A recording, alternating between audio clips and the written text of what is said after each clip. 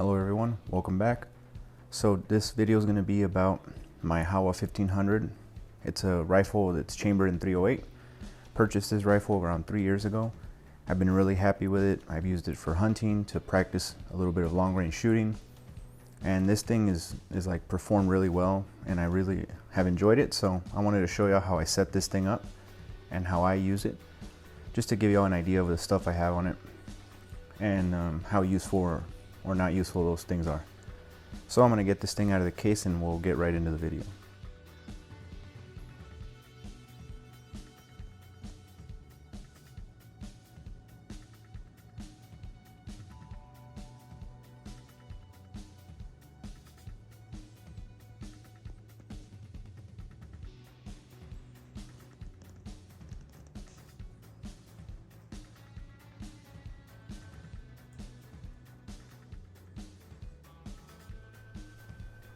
Alright, so here we go. This is the rifle. It's a Howa Model 1500 Australian Precision Chassis Rifle.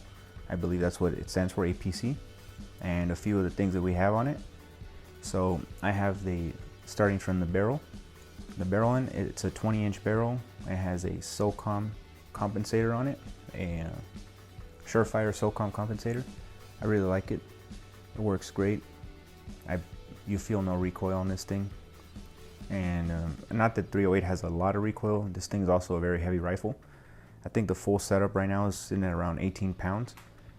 This is a full chassis system, so it is a little heavy. It's not meant to be carried around very far. Not that I have any issues carrying it, but some people are not going to like this for a hunting rifle. Alright, so here it is right here. Our compensator is just a 7.62 Surefire compensator. It fits everything all the way up to 300 Win Mag, stuff like that. You don't have any yeah, so that compensator will fit basically any 30 caliber rifle. Alright, right under here we have the bipod. It's an Atlas BT10 bipod, I believe, and I love this thing. It works amazing. It's very solid, very adjustable, and you can store it forward position or the aft position. Very easy to extend the legs on it. And yeah, this is a very solid bipod. I read a lot of reviews before purchasing it, and this is definitely it. It also has a cant adjustment, and it's very sturdy. It's not going to let the rifle be flopping around. And then you can adjust the friction down here. But everything about this bipod is very solid. I believe I paid around $220 for this thing, but it's well worth it.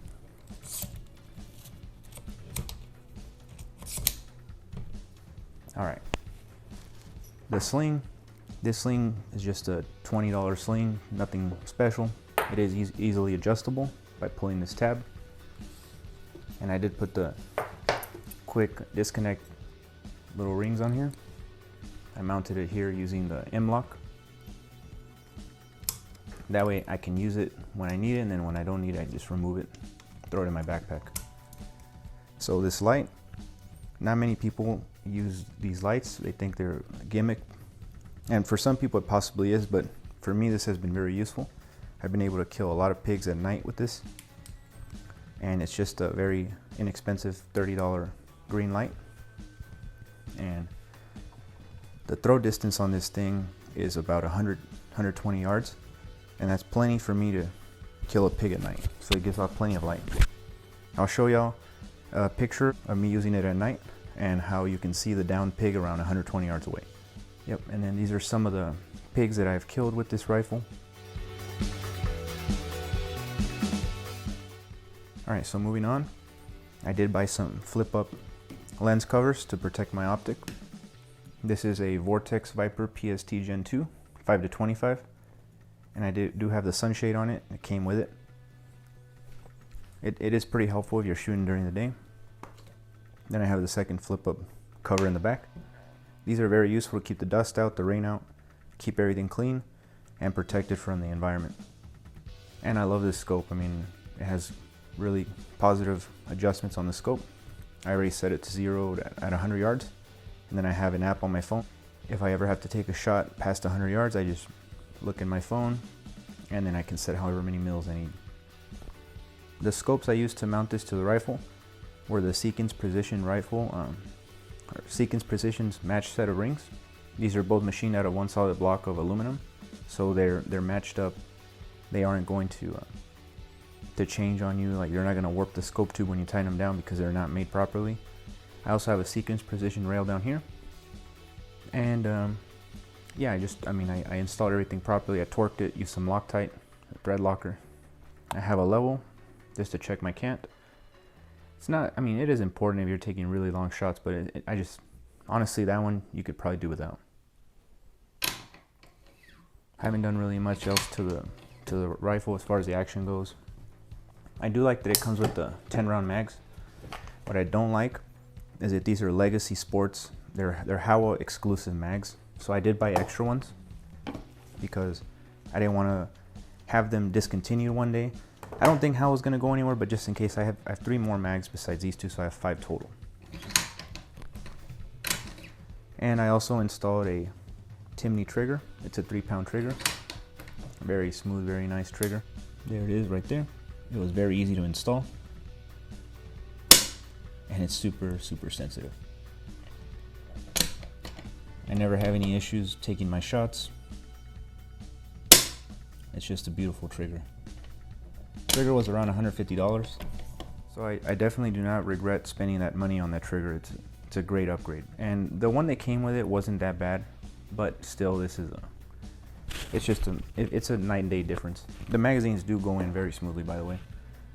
All right, so moving back here, I just bought a Hogue rubber grip for this. Just a regular AR-15 grip, but this one it's like over molded and it has a good grippy texture to it. It feels solid. They have different sizes. I got the large one because my hands are a little bit bigger, but get whatever size you want, you're interested. And now the buttstock portion. So I do have this thing on here, and it came with the rifle. It's adjustable, so you can extend it. And then it also comes with an Allen wrench holder, and you basically pull the Allen wrench out and tighten it, and it'll get rid of all the rattle. So that rattle, you can get rid of it very easily by pulling out this little Allen key that's in here and snugging everything up. I also have another quick disconnect back here. So that little socket for this quick disconnect does not come installed in the stock. You have to buy them separately. It has an Allen keyhole in there, and you just thread it on there and it'll screw itself into the plastic. I'll try and post a link for y'all to find that. It was pretty hard to find that, but it's worth it. Then I have a monopod. This thing, it has been useful to me, but it hasn't been like extremely like something I absolutely feel like I need all the time. But I have used it when I set up on a 12-foot tower blind, for example. I lay down up there, and then I just use the monopod and keep everything straight, everything stable. And then once I see what I'm trying to shoot at, I can sometimes just put my hand under here and raise it or lower it, like make a micro adjustment and take my shot. But it does provide a very stable platform. But if you're going to be walking around with the rifle, if you're going to shoot off the shoulder, definitely not going to help you out. So when I first picked up this rifle, I bought only 2 different kinds of ammo to see which ones would work. So the 2 ammo brands that I bought were the Hornady match grade rounds, or whatever they're called. I believe they're called Hornady Precision Match. And then I bought the Hornady Precision Hunter. Well, with the match ammo, it did not shoot well. I was getting like around an inch group at 100 yards, and that's not really what I wanted out of this rifle. But then when I started shooting this, let me get this thing to focus. The Hornady Precision Hunter, this thing shot smaller than half-inch groups at 100 yards. Let me show you what the bullet looks like. This has been really, really good ammo for me out of this rifle. It does have the polymer tip, so these are meant for hunting, but because it has the polymer tip, it still maintains its aerodynamic features, so it still cuts through the air pretty well, isn't affected by the wind as much, and these things have been very reliable and very accurate. They run about $45 a box. That's the only bad thing. I mean, it's not too bad, $2 a round, but I'm sure some of y'all save a lot of money by reloading. I don't know how to do that yet. I'm gonna learn one day. So now, just talk about a little bit why I picked this rifle. I picked this rifle because I wanted something to get me started into the PRS competition, stuff like that. I haven't been able to do it yet because I'm in the military and it's kind of hard to find time for that. But once I get done, I want to definitely want to start looking into that, and I want to already have the equipment ready to go. So I picked this rifle because I was on a budget. Picked this up for around $900 on sale, and I get it. It has a 20-inch barrel, not a 24, 26-inch barrel like some guys run, but it's still very accurate. It's still going to do what I need it to do. And the optic, another good value optic, Vortex Viper PST Gen 2. I found this one for $750, and it's in mils, has a mil reticle. This thing is perfect for what I need, and it's also an illuminated reticle, which has helped me hit these pigs at night as well. Haven't had any issues with the scope at all. Hold it 0 just fine. It's crystal clear. And the bipod I already mentioned to you, I picked it because it's just a great value, good reviews. A lot of PRS guys run these things and they never complain about them.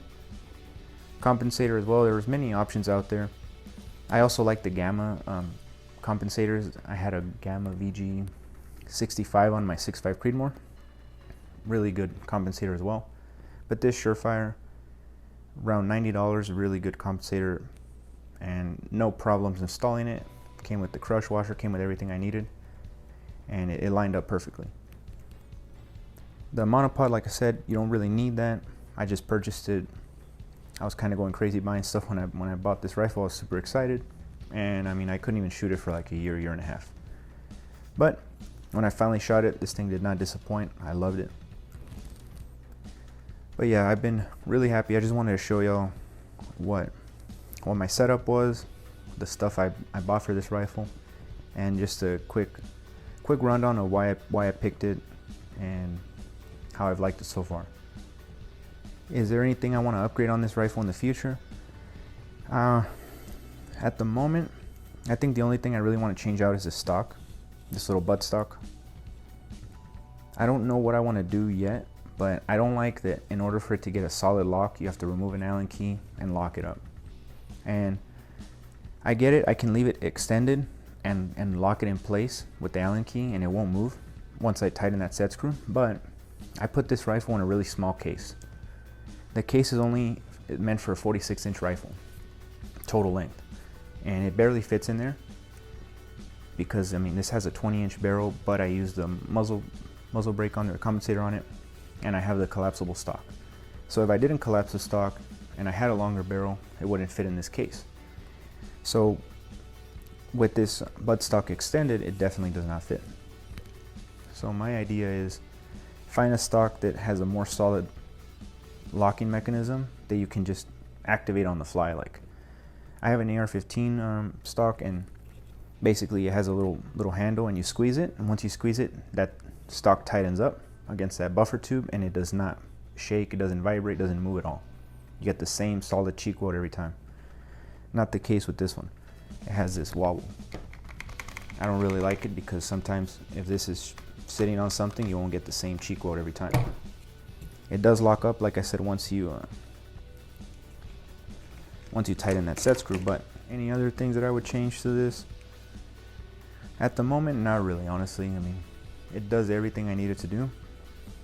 And I like that it has these M-lock rails in here, but there's nothing really else that I need to add to it. I wouldn't ever remove the light unless I bought a better light, or I bought a thermal optic or something with some night vision that I could see the hogs at night with. But until I find something better than this, I don't think you can beat this. This is a $30 light, it's rechargeable. It even has a cap that has a pressure switch. It really does everything I can do. It's zoomable. So you just zoom this thing and it does everything you need. Very, very bright. Also, I mentioned I'm gone most of the time, so I've left this thing sitting in my closet for 2 years, installed, the battery installed. I get home, I pull it out, it's still fully charged and I'm ready to hunt. It's an amazing Valley. And I'm going to post a link to that light as well because, yeah, it's a really solid light for hunting. Obviously, you can only use those to hunt like predators or hogs and stuff like that. You can't really hunt, you can't hunt deer and stuff. So just be careful and follow all the laws in your state. In Texas, you are allowed to hunt at night with the light, so I don't have any issues with that. And really quick, I just wanted to show y'all a few of my firearms that I carry when I'm carrying this gun as well. So it depends on what I'm doing, where I'm going, but most of the time I always carry my Glock 19 in this case, this holster, sorry. If y'all want to know more about this holster, I have a YouTube video and I'm going to post a link to it in the description. Just going to drop the mag on this. This one I always do carry it loaded because it is my concealed carry firearm. This is my Glock 19. So if I'm going on a quick hunt right outside my house, I'll take this because I almost always have it on me anyway. In that situation, if I have a little bit more time, I'll take my 1911. I have a nice holster for this, and I love this thing as well. I have a video of all the things that I've done to this since I bought it. It's a Kimber stainless lightweight 1911. And on this one, I did want to save a little bit of weight, so it does have the aluminum frame. And I polished the slide. I also have a video of that on my channel, how to polish the slide. I have the Wilson Combat 10 round mags and a Valkyrie Dynamics compensator on it. It is just a bushing compensator. I want to buy a threaded barrel down the road in case I ever buy a suppressor as well, and I can just swap it out for a threaded compensator. I want to add some night sights as well. I haven't put any on here, but other than that, I love this 1911. Really good, never had any issues with it. Over 1,000 rounds with it so far. Alright, well, thank y'all for watching. I hope that I answered most of the questions, and I hope y'all liked the video. Please like and subscribe, and comment if I missed something, or if you need a video on. Maybe you want a video specifically about my Glock 19 or my 1911, I can make that happen. I also have many other firearms. If y'all like these type of videos, definitely going to be showing y'all most of my firearms. Alright, thank y'all. See y'all in the next one.